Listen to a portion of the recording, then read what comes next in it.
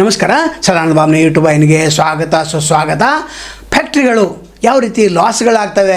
ಅವು ಸಹಕಾರಿ ಸಂಘದ್ದು ರಾಜ್ಯದಲ್ಲಿ 81 ಇವೆ, 8 ಸಹಕಾರಿ ವಲಯದಲ್ಲಿವೆ, 1 ಸಹಕಾರಿ ಸ್ವಾಮ್ಯದಲ್ಲಿದೆ.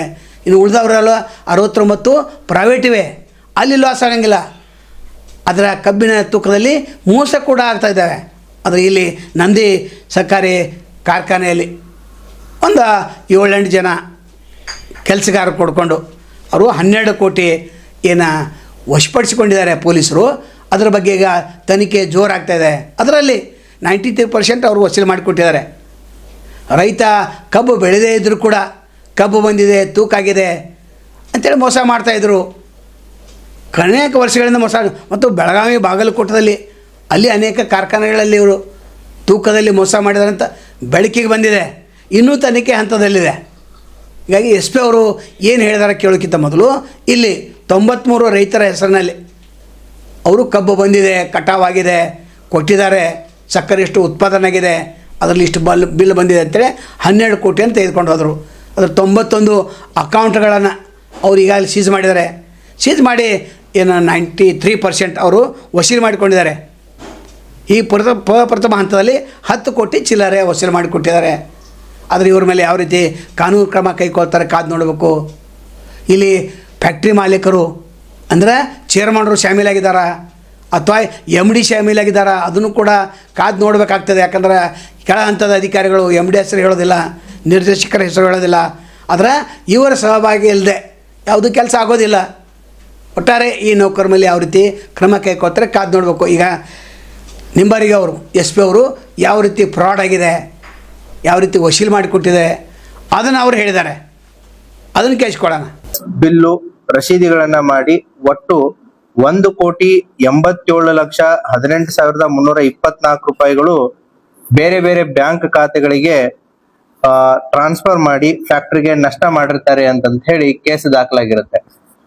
ಸೊ ಮೇಲ್ನೋಟಕ್ಕೆ ಇದು ಕೇವಲ 25-26ನೇ ಸಾಲಿನಲ್ಲಿ ಒಟ್ಟು 17,000 ಮೆಟ್ರಿಕ್ ಟನ್ ಕಬ್ಬಿಗೆ ಸಂಬಂಧಪಟ್ಟಂತೆ 1,87,00,000 ಫ್ಯಾಕ್ಟ್ರಿಗೆ ನಷ್ಟ ಆಗಿದೆ ಅಂತ ಕಂಡು ಬಂದ್ರು ಕೂಡ ಈ ಹಿನ್ನೆಲೆಯನ್ನ ಇನ್ ಡೆಪ್ತ್ ಆಗಿ ನಾವು ಪರಿಶೀಲನೆ ಮಾಡಿದಾಗ DSP ರೂರಲ್ಲು ಮತ್ತೆ CPI ವಿಜಯಪುರ ರೂರಲ್ಲು ಮತ್ತೆ PSI ಬಬಲೇಶ್ವರು ಮತ್ತೆ ಇಲ್ಲೆಲ್ಲ ಇರುವಂತಹ ಸಿಬ್ಬಂದಿಗಳ ಒಂದು ತನಿಖಾ ತಂಡವನ್ನ ನೇಮಕ ಮಾಡಿಕೊಂಡು ಇದನ್ನ ಇನ್ ಡೆಪ್ತ್ ಇನ್ವೆಸ್ಟಿಗೇಷನ್ಗೆ ಇಳಿತಾರೆ.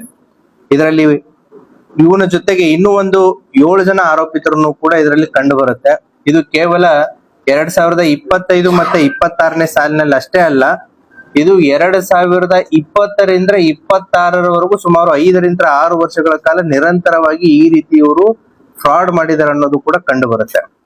ಆ ಹಿನ್ನೆಲೆಯಲ್ಲಿ ಉಳಿದಂತ ಆರೋಪಿತರಾದಂತಹ ಬೀರಪ್ಪ ಗಾಡ್ದಾರ್ ಆಗಿರ್ಬೋದು, ಈತ ರಬಕವಿ ತಾಲೂಕು, ಯಲ್ಲಪ್ಪ ಗಾಡ್ದಾರ್ ಆಗಿರ್ಬೋದು, ಇವನು ಕೂಡ ರಬಕವಿ ತಾಲೂಕು ಯರಗಟ್ಟಿ ಊರು, ಪ್ರಕಾಶ್ ಸಿದ್ಲಿಂಗ್ ಗಡ್ಡಿ, ಈತ Alaknur taluk Raybag, is one of the main accused.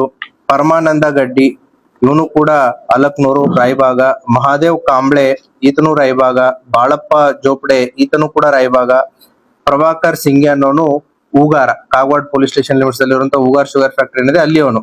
ಇವರೆಲ್ಲ ಸೇರ್ಕೊಂಡು ಈ ಪ್ರಕರಣವನ್ನ ಮಾಡಿದ್ರು ಅನ್ನೋದು ಕಂಡು ಬರುತ್ತೆ. ಇವರ ಹಿನ್ನೆಲೆಯನ್ನ ಚೆಕ್ ಮಾಡಿದಾಗ ಇವರು ಇದೇ ರೀತಿ ಬೆಳಗಾವಿ ಮತ್ತೆ ಬಾಗಲಕೋಟೆ ಜಿಲ್ಲೆಯಲ್ಲಿರುವಂತಹ ಶುಗರ್ ಫ್ಯಾಕ್ಟರಿಗಳಲ್ಲಿನೂ ಕೂಡ ತೂಕದ ವಿಚಾರದಲ್ಲಿ ಮೋಸ ಮಾಡಿ ಅಲ್ಲಿ ಇದ್ದಂತ ಶುಗರ್ ಫ್ಯಾಕ್ಟರಿಗಳಿಗೂ ಕೂಡ ಲಾಸ್ ಮಾಡಿದ್ದಾರೆ. ಇದರಲ್ಲಿ ಕೆಲವೊಂದಿಷ್ಟು ಜನದ ಮೇಲೆ ಕಂಪ್ಲೇಂಟ್ನು ಆಗಿದೆ, FIR ಗಳನ್ನು ಕೂಡ ಆಗಿದೆ. ಈಗೇನು ನಾವು ಪ್ರಮುಖ ಆರೋಪಿ ಇದ್ದಾನೆ ದರೆಪ್ಪ ನಾವಿ, ಈತನನ್ನ ನಾವು ವಿಚಾರಿಸಿದಾಗ ನಮ್ಗೆ ಗೊತ್ತಾಗುತ್ತೆ ಇದರಲ್ಲಿ ಇನ್ನೊಬ್ಬ ಬೀರಪ್ಪ ಗಡ್ದಾರ್ ಅನ್ನುವಂತವನು ಈ ದರೆಪ್ಪ ನಾವಿಕ್ಕಿಂತ ಮುಂಚೆ ಅಲ್ಲಿ ಕೆಲಸ ಮಾಡ್ತಾ ಇರ್ತಾನೆ. ಈ ಬೀರಪ್ಪ ಗಾಡ್ದಾರ್ ಇದೇ ರೀತಿ ರೈತರಿಗೆ ಏನು ಕಾರ್ಖಾನೆಯಲ್ಲಿ ಚಿಟ್ ಬಾಯ್ಸ್ ಅಂತ ಇರ್ತಾರೆ, ಫೀಲ್ಡ್ ಲೆವೆಲ್ ದಲ್ಲಿ ಚಿಟ್ ಬಾಯ್ಸ್ ಗಳು ಹೋಗ್ಬಿಟ್ಟು ಅಲ್ಲಿ ರೈತರು GPS ಲೊಕೇಶನ್ಸ್ ಗಳನ್ನ ಬೆಳೆದಂತ ಬೆಳೆಗಳನ್ನ ಅವರು ಆಪ್ ಅಲ್ಲಿ ಅಪ್ಲೋಡ್ ಮಾಡಿದಾಗ ಒಂದು ಕೋಡ್ ಜನರೇಟ್ ಆಗುತ್ತೆ. ಆ ಕೋಡ್ ಮುಖಾಂತರ ಶುಗರ್ ಫ್ಯಾಕ್ಟ್ರಿ ಮಾಹಿತಿ ಹೋಗುತ್ತೆ, ಇಂತ ರೈತ ಶುಗರ್ ಬೆಳೆದಿದ್ದಾನೆ, ಮುಂದೆ ಶುಗರ್ ಬೆಳೆದ್ಮೇಲೆ ಇದು ಫ್ಯಾಕ್ಟ್ರಿಗೆ ಬರುತ್ತೆ ಅನ್ನೋ ಒಂದು ಪ್ರಕ್ರಿಯೆ. ಇವರು ಈ ಫೇಕ್ ಕೋಡ್ ಗಳನ್ನೇ ಜನರೇಟ್ ಮಾಡ್ತಾರೆ. ಯಾವ ರೀತಿ ಅಂತಂದ್ರೆ ಫೀಲ್ಡ್ ಲೆವೆಲ್ ದಲ್ಲಿ ಹೋಗೋದು, ಅಲ್ಲಿ ರೈತ ಬೆಳೆದಿರಲ್ಲ, ಬೆಳೆದಿದ್ದಾನೆ ಅಂತಂತೇಳಿ ಕೋಡ್ ಅನ್ನ ಜನರೇಟ್ ಮಾಡೋದು. ಸೊ ಜನರೇಟ್ ಮಾಡಿದಾದ್ಮೇಲೆ ಈ ತೂಕ ಮತ್ತು ಬಿಲ್ ಜನರೇಟ್ ಮಾಡೋ ಟೈಮ್ ಅಲ್ಲಿ ಇವ್ರೇನು ಈಗ ಆರೋಪಿಗಳಿದ್ದಾರೆ ಆ ಶಿಫ್ಟ್ ಅಲ್ಲಿ ಅವರೇ ಇರ್ತಾರೆ. ಆ ಸಂದರ್ಭದಲ್ಲಿ ಅಲ್ಲಿ for example 10 metric ton sugar ಬಂದಿದ್ದಿಲ್ಲ ಅಂದ್ರೂ ಬಂದಿದೆ ಅಂತಂತೇಳಿ ಬಿಲ್ ಜನರೇಟ್ ಮಾಡಿದಾಗ ಅದು ಫ್ಯಾಕ್ಟ್ರಿ ಲೆಕ್ಕಕ್ಕೆ 10 ಮೆಟ್ರಿಕ್ ಟನ್ ಶುಗರ್ ಬೆಳೆದಂಗ ಆಗತ್ತೆ, ಬಿಲ್ ಬಂದು ಬಿದ್ದಂಗ ಆಗತ್ತೆ, ಬಿಲ್ ಜನರೇಟ್ ಆಗತ್ತೆ. ಇನ್ ರಿಯಾಲಿಟಿಯಲ್ಲಿ ಶುಗರೇ ಬಂದಿರಲ್ಲ. ಹಾಗಾಗಿ ಈ ರೀತಿ ಇವರು ಯಾವಾಗ ಇವರು ಶಿಫ್ಟ್ ಇತ್ತು, ಯಾವಾಗ ಟೈಮಿಂಗ್ ಇತ್ತು, ಸುಮಾರು 93 ಜನರ ಹೆಸರಲ್ಲಿ ಸುಮಾರು 93 ಬ್ಯಾಂಕ್ ಅಕೌಂಟ್ಗಳ ಹೆಸರಲ್ಲಿ 2020ರಿಂದ 26ರವರೆಗೆ ಒಟ್ಟು 34,490 ಮೆಟ್ರಿಕ್ ಟನ್ ಏನಿದೆ ಇದು ಫೇಕ್ ಕಬ್ಬು ಬಂದೇ ಇಲ್ಲ. ಇಷ್ಟೊಂದು ಕಬ್ಬು ಬಂದಿದೆ ಅಂತ ಹೇಳಿ ಅದಕ್ಕೆ ಕಬ್ಬಿಗೆ ಬರೀ ಕಬ್ಬಿನ ಬಿಲ್ ಅಷ್ಟೇ ಇರಲ್ಲ, ಅದಕ್ಕೆ ಕಬ್ಬು ನೂರ್ಸ್ಬೇಕಾದ್ರೆ ಅಡ್ವಾನ್ಸ್ ಆಗಿ ಕೊಡ್ತಾರೆ, ಕಟಾವಿಗೆ ಅಡ್ವಾನ್ಸ್ ಆಗಿ ಕೊಡ್ತಾರೆ, ಟ್ರಾನ್ಸ್ಪೋರ್ಟ್ಗೆ ಅಡ್ವಾನ್ಸ್ ಆಗಿ ಕೊಡ್ತಾರೆ. ಅದಕ್ಕೆಲ್ಲಾ ಸೇರಿ ಒಟ್ಟು 91 ಬ್ಯಾಂಕ್ ಖಾತೆಗಳಿಗೆ 12,37,27,424 ರೂಪಾಯಿಗಳನ್ನ ಫ್ಯಾಕ್ಟರಿಗೆ ನಷ್ಟ ಮಾಡಿ ಇವರು ಏನು ಬೇರೆ ಅಕೌಂಟ್ಗಳಿಗೆ ಟ್ರಾನ್ಸ್ಫರ್ ಮಾಡಿರ್ತಾರೆ. ಈ ಹಿನ್ನೆಲೆಯಲ್ಲಿ ಈ ಪ್ರಕರಣವನ್ನ ಕೈಗೊಂಡಾಗ ಈಗಾಗಲೇ 10,50,83,000 ರೂಪಾಯಿಯನ್ನ ಮಾನ್ಯ ನ್ಯಾಯಾಲಯದ ಆರ್ಡರ್ ನ ತೆಗೆದುಕೊಂಡು ಈಗಾಗಲೇ ಶುಗರ್ ಫ್ಯಾಕ್ಟರಿಗೆ ವಾಪಸ್ಸು ಕೊಡ್ಲಾಗಿದೆ. ಅದರ ಜೊತೆಗೆ ಸುಮಾರು 82,07,569 ರೂಪಾಯಿನ ಫ್ರೀಸ್ ಮಾಡಲಾಗಿದೆ. ಒಟ್ಟು 11,32,07,569 ರೂಪಾಯಿ, ನಿಯರ್ಲಿ 93% ಆಫ್ ರಿಕವರಿ ಈ ಪ್ರಕರಣದ ತನಿಖೆಯಲ್ಲಿ ನಮ್ಮ ಪೊಲೀಸ್ನವ್ರು ಮಾಡಿಬಿಟ್ಟು ನಂದಿ ಸಹಕಾರ ಶುಗರ್ ಫ್ಯಾಕ್ಟರಿ ಏನಿದೆ ಅನಾ ಫ್ಯಾಕ್ಟರಿ ಅವರು ರೈತರಿಗೆ ತೂಕದಲ್ಲಿ ಮೋಸ ಮಾಡ್ತಾ ಇದ್ದಾರೆ. ಇದು ಗಂಭೀರ ಆರೋಪ ಇದೆ. ಇದು ಡಿಜಿಟಲ್ ಯಂತ್ರಗಳನ್ನು ಯಾವಾಗ ಕೊಡ್ಸಾರ ನೀವು? ಕ್ಯಾಬಿನೆಟ್ ಬೇಗನೆ ನಿರ್ಧಾರವನ್ನು ತೆಗೆದುಕೊಳ್ಬೇಕು. ಹಂಗಾಮು ಪ್ರಾರಂಭ ಆಗೋಕ್ಕಿಂತ ಮೊದಲು ಏನು ಕಬ್ಬದ ತೂಕದಲ್ಲಿ ಏನು ಮೋಸ ಇದೆ ಅದು ದೊಡ್ಡ ಪ್ರಮಾಣದಲ್ಲಿದೆ. 15 ಟನ್ ಇತ್ತಂದರೆ 13 ಟನ್ ತೋರಿಸ್ತೈತೆ, ಅದು 2 ಟನ್ ಅಥವಾ 3 ಟನ್ ಹೊಡಿತಾರೆ. ದೊಡ್ಡ ಆರೋಪ ಇದೆ.